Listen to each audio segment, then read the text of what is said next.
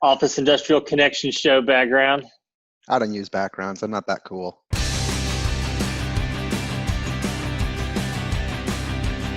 What's up, everyone? It's Andrew Bermudez, co-founder and CEO of Digsy, the commercial real estate search engine for tenants, investors, owner users, brokers to find commercial real estate for free. Notice for free. And go to getdigsy.com, list your properties there. Cody, who's our guest today, is actually going to be listing all of his investment properties with us. Cody, welcome aboard. And why don't we tell somebody what you're all about? What do you do? Who is your daddy? What does he do? What your favorite hamburger or your favorite retail spot is to eat sandwiches, et cetera, et cetera, et cetera. And after that, tell us who your favorite Smurf is. And I'm just kidding. You don't have to do any of that. Just tell us who you are, what you do. Because I don't know any of the Smurfs. But no, so I'm with Colliers International. I've been in the real estate industry for 15 years. We got a team of 8 guys here. We specialize in office and industrial investment sales in North Texas. So we work a lot, mostly in Dallas-Fort Worth. We do every now and then dip outside of there, but our primary focus is selling investment and office grade buildings. We do a lot of work with out-of-state, in-state, out-of-state, out-of-country investors. And, as the market continues to shift as it is now, you get to experience and meet a lot more unique individuals as well that come out during these times. And so, we're appreciate you bringing us on, and we're just plugging away. It's a pleasure, man. Thanks for reaching out. Yeah. So we're going to talk about a few things that I think will really interest not only brokers, but mainly the property owners, right? The investors. Yeah. How would you, so there's main concerns, getting the utmost price for it, like, highest use and price. Second, how do you reduce months on market? How to move my property quickly so I have very little carry costs, or even if it's not, I can move on to my next project. And also, it's kind of like, okay, what do you guys do different than, or not even you guys per se, but things that you think are things that can help achieve all those things, whether using technology or marketing or let's say, for example, 3D tours, virtual tours, Matterports, et cetera. So let's start with the first question, right? What can an office or an industrial landlord do to basically, whether it's cosmetic or just some changes that will actually make the property more appealing, somebody will actually bid more dollars for? Well, when it comes to selling a project, especially if it's, an office or an industrial building, especially down here in Texas, and if an owner wants to sell it, what are some of the key items that they can do? Some of it is, simply pure cosmetic, or for the most part, if it's a value add deal like we're working on right now, that's very, very low occupancy. We've got a story to tell on the building, and we said, don't do anything whatsoever. The building has been, mismanaged severely. They haven't had the right leasing folks on there. And so we said, what you're doing is perfect for the story to sell the deal. If we're selling it right now, if you want to keep it, let's get you resituated with a better management company, a better leasing company, and get some of these spaces a little more appealing to the tenants. And so it really depends on the type of building. If it's stabilized, and we're just trying to get peak market pricing, we generally just sometimes look into what is an inspector going to find, what's the PCA going to uncover. And so it just really depends on the type of building and asset and area as well. Give us some ideas about some cosmetic things that have made a big change in your career that you wish you knew when you first started out in brokerage. Well, and take the office side, for example. I mean, the office industry for the longest time was really stuck in the Stone Ages, up until probably 2012, 13, 14, 15 is when it really started making a lot of changes, especially with co-working, is, coming about and making big splashes. And, I don't know if the co-working side out here in Dallas, Dallas-Fort Worth has expanded by, I think they said, and this was pre-COVID, has expanded by almost 200% in just 2 years. And so that's a market that has really started to take over out here and expand and grow. And so you got a lot of buildings that look for those style of tenants, because some of those guys can help lease the rest of the vacancies. And so that's something that, many landlords have looked at. I know some of those guys are struggling right now. I've got several friends that run some franchises on the co-working side, but they, are very positive on the outlook, and they see things getting better and better. And some actually say with what happened with COVID, these companies having to figure out how to work from home, is going to help them in the long run anyways. And so, branding yourself with certain companies like that, I believe has helped out. Certain amenities that buildings. Let's go back a little bit. So you mentioned Yeah. office was stuck in the Stone Ages. So what cosmetic changes could you make to the office? Like, can you talk a little bit about that? Like, what Yeah, exactly? well, so the office side, so technology has advanced so much for everything, whether it's office, industrial, or anything. And so, certain LEDs, certain timers, energy management systems that are allowing these buildings to run a lot more efficiently. There's so many technologies that these owners and managers can access now that can help reduce bottom line costs on just the operational side alone. And then, if you're just talking about cosmetic, I mean, everybody likes, brighter space, more open feel. And so, you see a lot more glass, you see a lot more, brighter lights and lighter colors used throughout buildings. And then you've got, other areas, like certain design districts that like the industrial style feel. So it just, it tailors to the area and the tenant base that you're trying to access. Got it. And then I think you were going to go in a different direction. You were going to go into the amenities and things like that. Yeah, I don't remember what I talk about half the time, but yeah. So I mean, certain buildings do have a few more amenities than others, and so that's kind of what separates some of these guys from Class A to Class B. And up here in Collin County, we got a lot of very high end, very nice office towers that were put out there that have a lot of good amenities. And so it just really depends on the building and the tenant base, but. Office is shifting, and with COVID right now, it's shifting, and it's shifting fast. And I think there's a lot of people trying to figure out where it's headed, but nobody knows. Only time will tell. Give us some examples about the amenities. Like, what are some things that drive up value and things like that? What exactly is it? Like a sandwich shop? Is it like having a pool? Like, just give us some examples too. So I mean, if you're trying to bump up rents for tenants, having an on-site deli, people definitely look into. You're seeing a lot more gyms and buildings than you used to.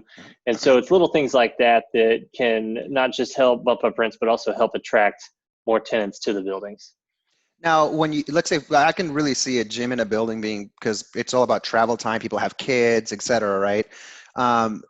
Is it beneficial for the landlord also to put a gym since rents can be higher for something like that? Or am I mistaken that you discount the rent for a gym, let's say, in an office building? Well, I think a gym is unquestionably an amenity for an office building. So, if we're out looking for a space and the building's got a gym, or if it doesn't have a gym, I mean, that makes a big difference for me and a lot of the guys. I mean, I've got some of the largest guns in Texas over here, and so, we got to make sure those puppies are fed regularly. But no, a gym unquestionably is a very good amenity that I see a lot of landlords shifting to. Yeah, it does take up space. But what it does is it makes it an option that a lot of tenants look for when looking for a building. In addition almost to like people that I was gonna say, almost like people looking for a house with a pool. Yeah. Now let's dig a little bit deeper on here. Like, aside from a gym and a deli, what other things are you seeing that are kind of like, oh wow, this is just gonna attract, because usually it's like an amenity that usually attracts a tenant to pick one building over another, right?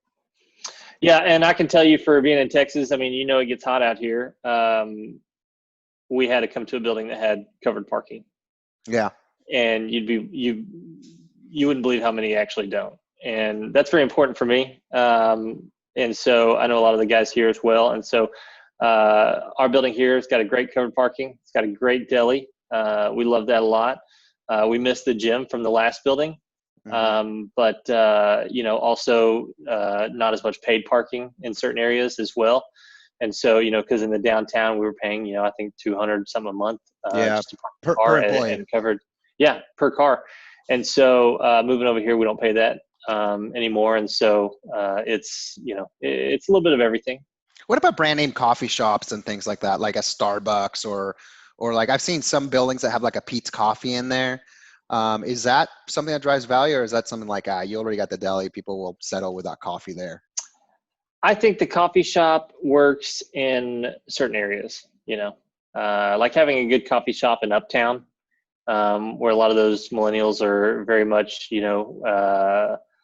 looking to engage in that sort of environment, I think is very, very good. I don't think we have a Coachella out here, but I think that it just depends on the building and the tenants that they are trying to attract to the building. And so, absolutely, if it's a younger generation, yeah, they'd kill to have a Starbucks and stand in line with their beanies and flip flops on.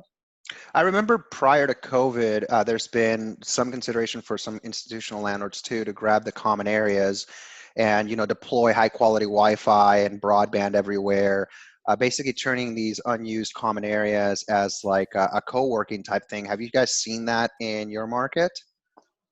I have in certain areas, not as broadly used. And so like our building here, I mean, you don't have access to the building. It's not a smart building. It doesn't have free Wi-Fi to people.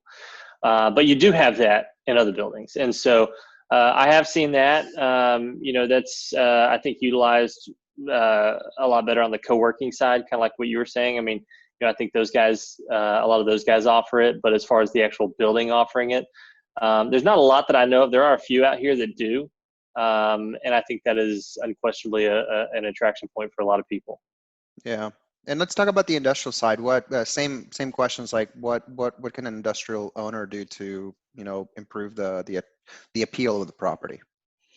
At the end of the day, out here with how industrial is, and if you're an owner and you're trying to sell it, I mean, industrial is the hottest product we have out here. The last few industrial deals that we listed, we didn't even have to list. I mean, we had them sold before we even brought them to market. And so there's really not a lot that, is to be done there, because we sell these things based on not what they're currently bringing in, but what they should be bringing in.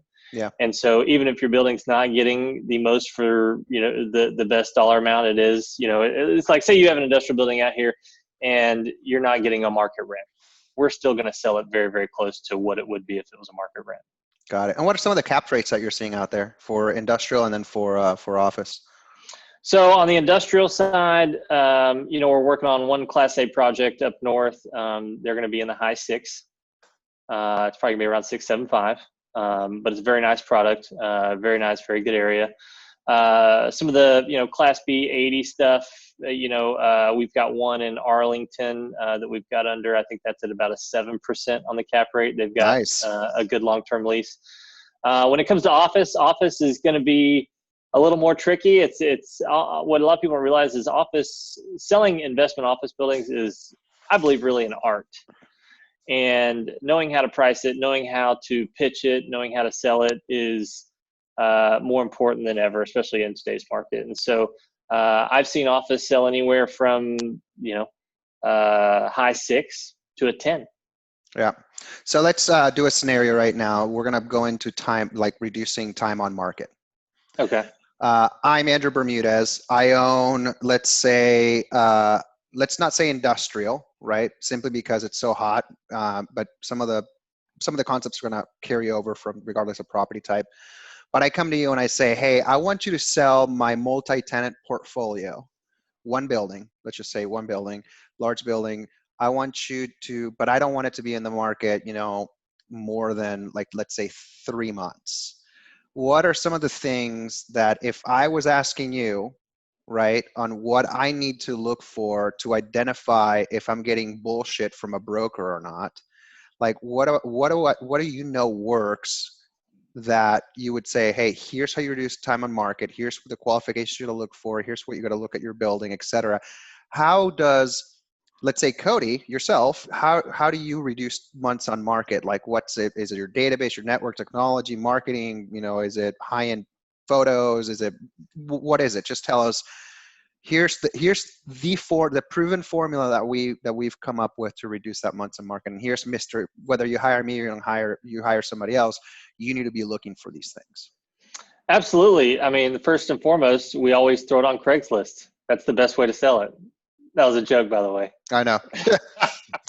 No, look, if it's office and say you're Andrew, you got an office building, you want to sell it and you're trying to figure out, how to use the right person. I mean, especially in today's market, you want to know, okay, what does this guy know about the market? What has he sold out here?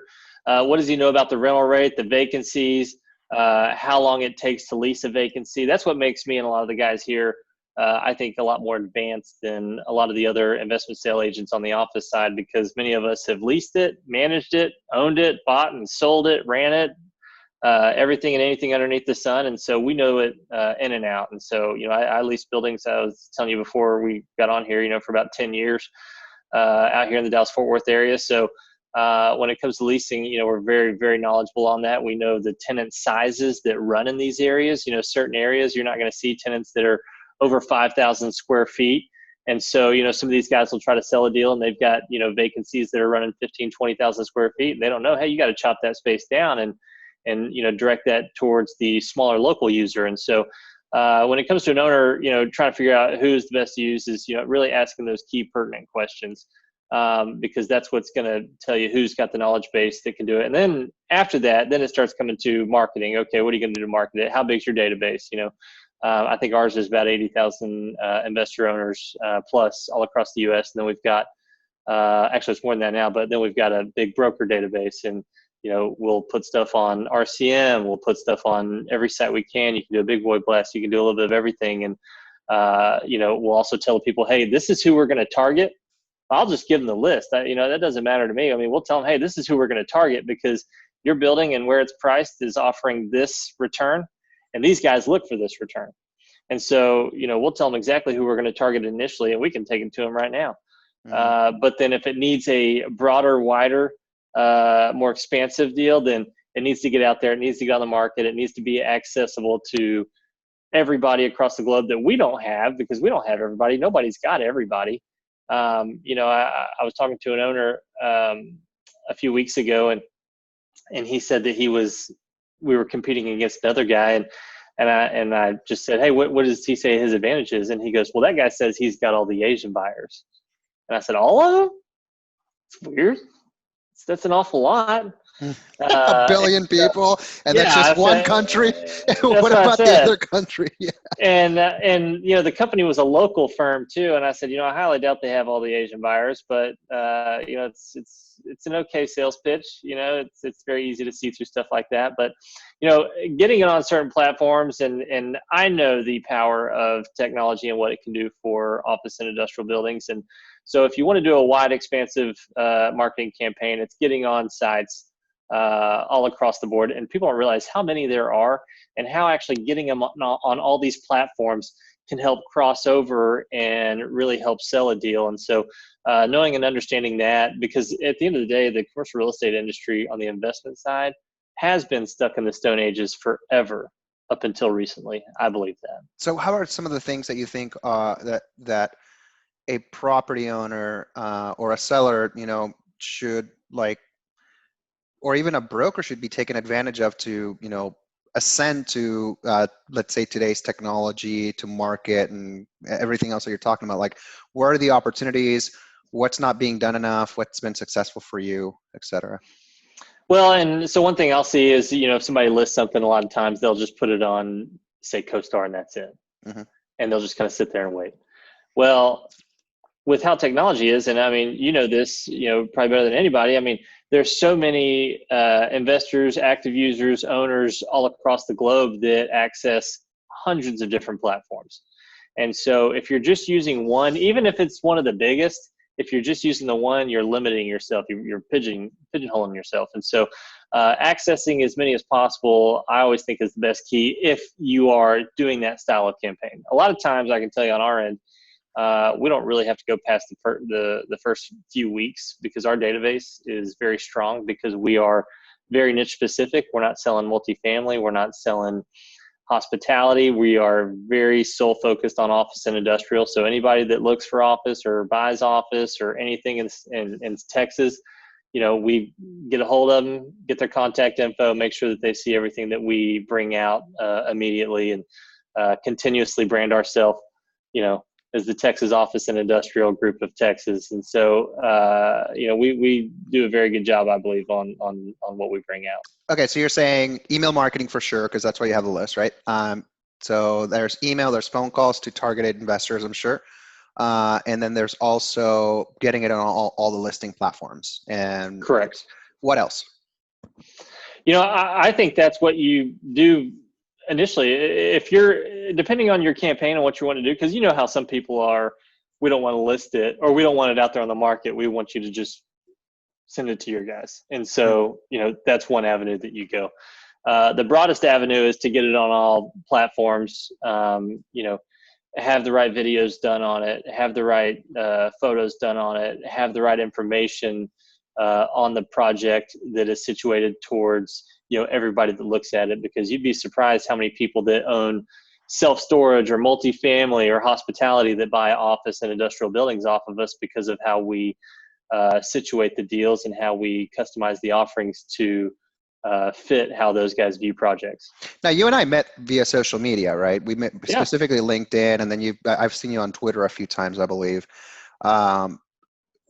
What about social media? Does that do anything? Has that proven to drive any buyers or marketing of properties in your experience? Because you're an investment sales, so I just don't know if aside from LinkedIn, I don't know if the audience is there.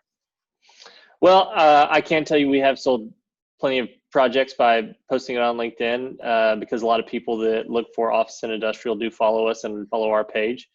So I know we've had great luck on there. I know one of my guys sold I think it was like a $2.5 million office building a while back ago off of, I think he had posted on like Facebook or his Twitter or something. And, there's a lot of investors that follow a lot of those forums. And so he had done it on there. I mean, and so yes, the answer is yes, we actually have absolutely have sold stuff via social media. Otherwise we wouldn't use it. What about, aside from LinkedIn, any other platforms that you guys spend time on that you think, can yield somewhat results like this? Twitter or Facebook or Instagram? Yeah, Twitter is more for me to just, get in arguments with people more than anything. That's really what Twitter is for me. But next time you get into an argument, tag me at Andrew Bermudez. Okay. I want to see this. All right. It's usually little petty stuff, political stuff sometimes. But fun. Yeah, it's the good stuff. The next time is religion. The next thing is money that we start arguing about. Yeah. No surprise there.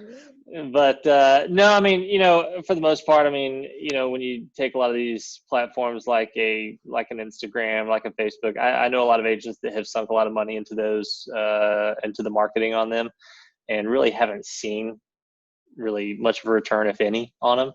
And so, I think getting on real platforms, like we were talking about, other internet service companies, kind of like what y'all operate, and RCM, and I mean, there's a laundry list of them. Are you talking what we run? Are you talking about Digsy? Yes, sir. Oh, okay, cool. Just making sure. Absolutely, yeah. So putting the projects on Digsy and other listing platforms to where they're accessible to everybody that looks on those specific ones is, I believe, very, very key. And now, go ahead. Go ahead. Sorry, no, go ahead. Oh, I was just going to say, and there's a lot of them. People don't realize how many of them there are.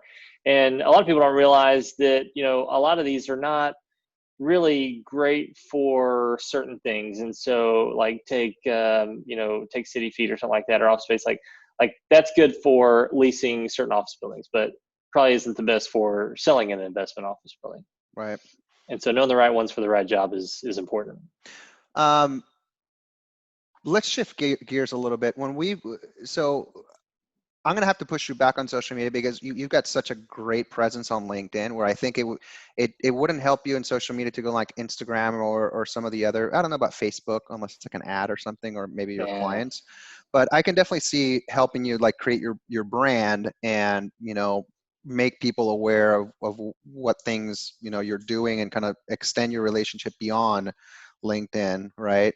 Simply because, like, let's say you've got some building owners you want to do business with, you're connected with them on LinkedIn, and then you add them on Facebook. Then, when you put that picture of the barbecue, you sit there with your kids, you kind of deepen the relationship a little bit more. So it's like you're in touch in front of them and out of reach.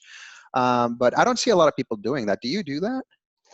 I don't use my Facebook very much. I know we have a team page on Facebook. Yeah. And the same thing with Instagram. And to be honest, if you see anything personal of mine, it's just going to be hot rods because that's Nice. my hobby that I have. And so that's really the only thing you'll ever see from me on the nights and weekends. Yeah. And so I don't post much personally.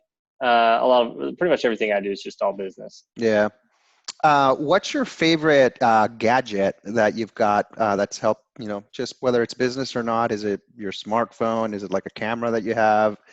Your hot rod, you just mentioned that. Yeah, I mean, well, my hot rod's personal, but that's a passion of mine. I've got a bunch of cars from the 70s. I'm a very big fan of the 70s. I live in the 70s, and I know that's a problem that I have, and I'll take care of that at some point. But Who cares, man? no, I like it. I like American muscle cars, and Yeah. so that's what I've got. We've got a lot of cool little technology here as well. We've got a really cool 3D camera that we can use for buildings, and we've had to use it multiple times actually already because of how COVID is, and people out of state or whatnot, or that don't want to come out, have asked for seeing the building kind of 360 viewing, and so utilizing that's fun. I think all of our buildings are droned as well, and have a lot of really cool features and little things that we use, and we've got some really good apps and stuff that me and the guys use that help us coordinate with each other on a lot of projects. And so, like I said, there's 8 of us, and to be honest, on a particular listing, we'll probably have 3 or 4 of us, but everything that we do it just coincides with each other, and so we know exactly what's been sent, what has been sent, what's been done, who said what, and whatnot. And so I've got some good younger guys here that are very tech savvy, very tech savvy. What if you could go back in time, knowing what you know now, what would future self tell your younger self to do to have become more successful faster in your career? Probably to trust your gut with certain people. I can't tell you how many people I've wasted time on or have just been a heartache to deal with, and at the end of the day, it wasn't worth the money. And that's what I've learned really in life is there's a lot of things that are not worth the money. And there's a lot of people that I've dealt with that, looking back on it, I shouldn't have. And I could have spent my time elsewhere and probably done a lot more business by doing that.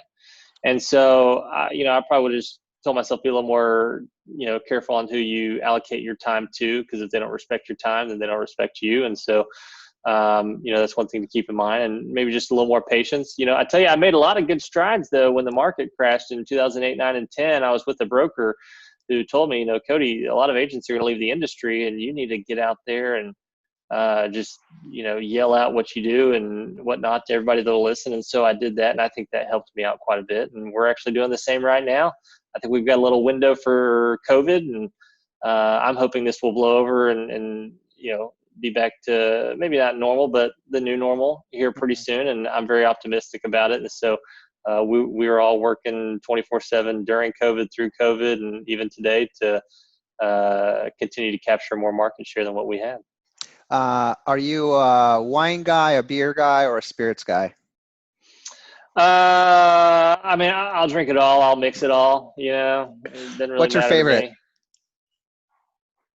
I don't really have. I'll drink anything. You're some kerosene. I'll drink. I'll drink anything. I drink a lot of probably Dos Equis. Oh, nice. I love Dos Equis. Amber or the darker one? The Amber's crap, man. You got to do. Amber's bad. Amber's real bad. That's so awesome. And then I was going to say, while you say that, have you had something called a ranch water? No. What is that? I don't know what it is either. One of the guys here had got like a 6-pack. It's called ranch water, and apparently, I guess it's not allowed to be sold in gas stations because it's almost like a seltzer, but it's got actual liquor in it, I think. Oh yeah. They have like out here. They have like those seltzers is like Truly, White Claw. Yeah, no, it's way heavier than that. Oh, it's okay. Way more hardcore than that. Yeah. Got it. No, you don't need very many of them. That is so funny. I have another question for you. What's your favorite type of music? Well, I'm from Texas, so it's country. It's That's Texas cool. country. I love country. Yeah. Well, who's your favorite band or artist? Actually, my favorite band is Angels and Airwaves. Really? I don't know if you know them or not. Oh, of course, yeah. I mean, it's Yeah. Tom DeLonge Yeah. from Blink 182. They're no, I think they might start recording another thing, but they've been like not doing anything for a long time. Yeah. I went to their concert last year here. Yeah, so they did do it. So I had read about that. But you know why I Yeah. was following Tom DeLonge? You know, he's all into like UFOs and aliens and Oh all kinds of yeah. stuff. And Yeah. what is it like to the Stars Academy? And he like Yep. recruited a bunch of like really high level people that work for the government, the FBI, the CIA, black programs and all that stuff. Well, because he's Black got projects, that. black projects. That's what they Yeah, call it. because Yeah. he's got that story that he said that government operative met him at a diner, I think in California, and said that they found alien bodies during the Cold War, and so ever since then he's just been convinced of it. And Yeah. even Joe Rogan's way out there. I like Joe, but he had Tom on the show, and even even Joe Rogan was like, that guy was weird. Yeah. And so but I tell you, he still sounds good. He's very good on stage. I like his music, and Mm-hmm. every time he's come to town, I've seen him, and so he's very, very. I'm a big fan of him. I think, am I mistaken? Was he gonna rejoin Blink 182? I think I read something about He that. did, but then they broke up pretty Again? quickly. Yeah. So he came back and left. Yeah, but Blink still tours. They replaced him with somebody else, but I Yeah. never cared for Blink 182. Yeah, I wasn't a big Blink fan. It's just that Yeah. pop punk stuff like just never got my eye. I like a little bit more like metal, a little bit more. It's late '90s pop, it's Yeah. VH1 pop-up video kind of stuff. I love pop-up video, man. Oh yeah, those were great, but that's what it was. Yeah. That's what it was. What's your favorite country artist? It's probably going to be one of the Texas country guys like Joshua Ray Walker, or whatnot. A lot of these are local folks. Sunny Sweeney, she's out of East Texas. I've I've listened to her for probably 12, 15 years. Have you heard some of these alt country bands? Like they call them alt country, but it's like country, but it's I can't tell the difference. Have you heard of like the Randy Rogers band? Oh yeah, I've seen them in concert many times out here. They're very good. I love that band. I think they're from San Antonio. Have you heard of Rustin Kelly? No, I don't remember Rustin Kelly. This guy, so he's married to Casey Musgraves. Well, they just Casey. They just divorced. Okay. Or they're splitting up now. I'll send you a link to Rustin Kelly. So his last record, he just had a new record. I haven't heard it yet, but his last record, every single song in that record is fantacular. It is so good. Fantacular? It is amazing, dude. It is so good. Rustin Kelly's like just amazing. And then there's another band that I like a lot, which people don't hear about. And it's strange because all the guys in the band used to be like hardcore punk rockers. Yeah. And it's a band called Drag the River. Like, you're looking for bodies. Yeah. And it's kind of like this twangy, almost bluegrass, but at the same time, kind of like contemporary country. And it's got like this like crazy lyrics. Like it's much more like a dark country, but not like morbid or anything like that. It's just like a lot sadder and a lot deeper, but like super catchy. I'll send you a link to that too, dude. That's one of my favorite bands. I'll have to check that out. I'll send you a couple of Texas country guys that that'd be great. Yeah, I'd love it. Not known on the scene, not known on the big scene, the Nashville scene, but they're very good down here. And but yeah, Randy Rogers, man, I tell you, he is phenomenal in concert. He's one of the best sounding guys I've heard in concert. Dude, he's amazing. His voice is incredible. Every single song is super catchy and good. There's another guy. Have you heard of? I think it's Matt Beaver. He's kind of like a Randy Rogers type guy. No, it's a good name though. Yeah, he's Maren Morris. I think she was like in one of his songs, which is really cool. I don't know. We got some big Texas bands out here, like the Turnpike Troubadours and whatnot, that are really big. And there's actually a lot out of Oklahoma as well. People don't realize how much country music actually comes out of Oklahoma. Garth Brooks and Toby Keith, they came out of Oklahoma. Yeah. I love Toby Keith and Garth Brooks. I saw Toby in concert not long ago. George Strait is still like the song he wrote like back in 2000, like Run. I absolutely love George Strait. Such a good song. I listen to it all the time. I did a cover of that in high school for a girl. You played it on the guitar? No, I just sang it. Okay. It sounded like crap. Yeah. Well, I was gonna say it's not an easy song to play on the guitar. No, parts of it are, but I can't play the guitar. I did a voiceover. Yeah, nice. And yeah, no, it didn't work out, but it's all Who right. cares? That's Yeah, awesome, dude. I still have Lucky person. the Cody Payne mixtape 2002. Oh, my friends always make fun of me. So back in like 2004, I grabbed a CD. This is when you used to like burn CDs, and I Yeah. didn't know what to name it so that I would find it again because a lot of people just don't make the time. And I put Koala Mix 2004, like the animal. I think mine was Cowtown Volume 3, but it was my first CD. That is so rad. All Yeah. right, man. Well, hey, Cody, if anybody's curious to reach out to you, how can they locate you and get in contact with you? I'm probably one of the easiest investment agents to find. Cody Payne on LinkedIn, TexasOfficeInvestments.com. You can go to either of those. You can get in touch with us. We're around 24/7. We don't shut our doors. We don't know how to, so we just took them off the hinges. Awesome, man. Well, hey, thanks for joining us. If you've been watching this and you like this interview, please hit the subscribe button, like it, share it, whatever social media you're on. But thank you for coming online with me, Cody. It's been a pleasure to see your face. Yeah, And we'll catch up soon. I'm sure I'll see you today or tomorrow on LinkedIn. I appreciate it. See you, man. All right. Awesome.